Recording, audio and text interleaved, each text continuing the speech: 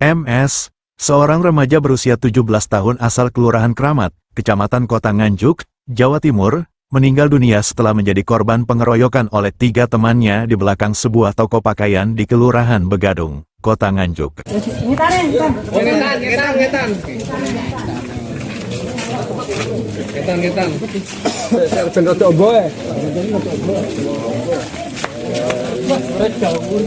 Korban telah dimakamkan di pemakaman umum Kelurahan Kramat. Kejadian tragis ini bermula saat para pelaku dan korban bermain game online sambil mengonsumsi minuman keras. Karena korban bersikap gaduh dan mengganggu warga sekitar, ia ditegur oleh salah satu temannya.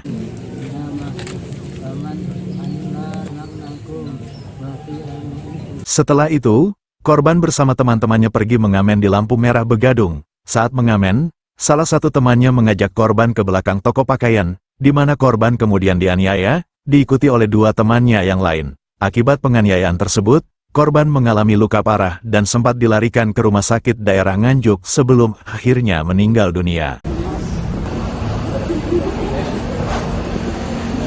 Yohan Setiawan, tetangga korban, mengungkapkan bahwa saat dibawa ke rumah sakit, kondisi korban sudah sangat kritis dengan luka parah. Indra ini terluka dari siapa? Dari keluarga tersangka.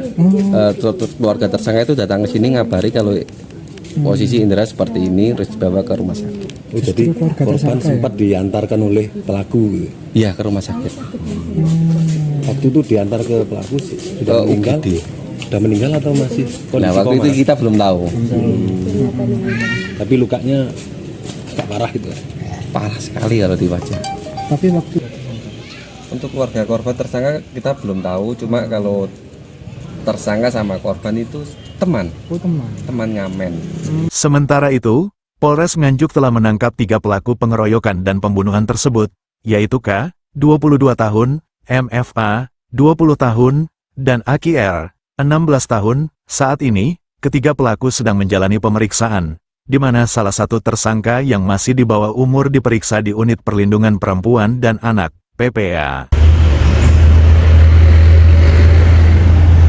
Kapolres Nganjuk AKBP Siswantoro SIK, MH, melalui Kasat Reskrim Polres Nganjuk, AKP Julkifli Sinaga SIK, MH, menjelaskan bahwa para pelaku akan dijerat dengan pasal 170 KUHP tentang pengeroyokan, yang dapat dikenai hukuman penjara hingga 12 tahun. Salah satu pelaku yang masih di bawah umur akan menjalani proses hukum khusus sesuai ketentuan.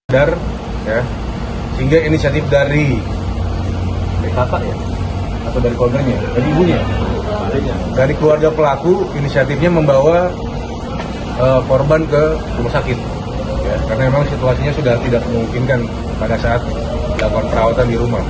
Ya.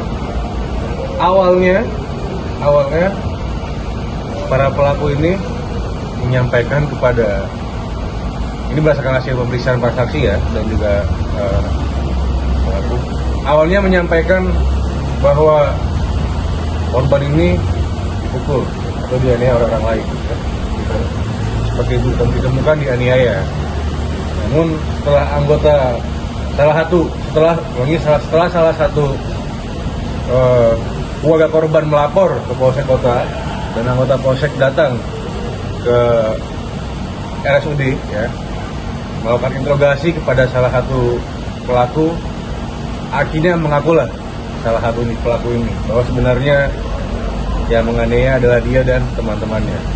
Ya, dari hasil pengecekan HP juga ditemukan bukti percakapan antara ketiganya untuk tidak mengaku seperti itu.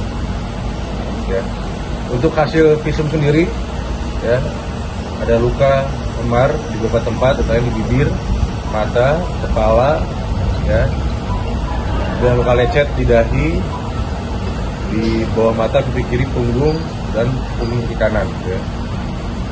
Ini hasil keterangan visum, semua akibat kekerasan dan pukul. Dari hasil keterangan dokter juga penyebab kematian, kesibukan sementara, kekerasan tumpul pada tubuh atau mungkin perut yang mengakibatkan pendarahan pada kelenjar pankreas.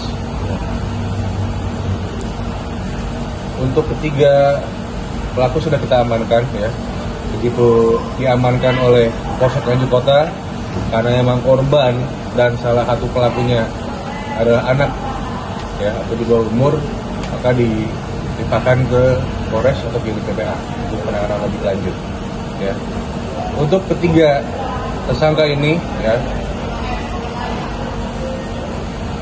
diancam dengan pasal 170 ayat 1,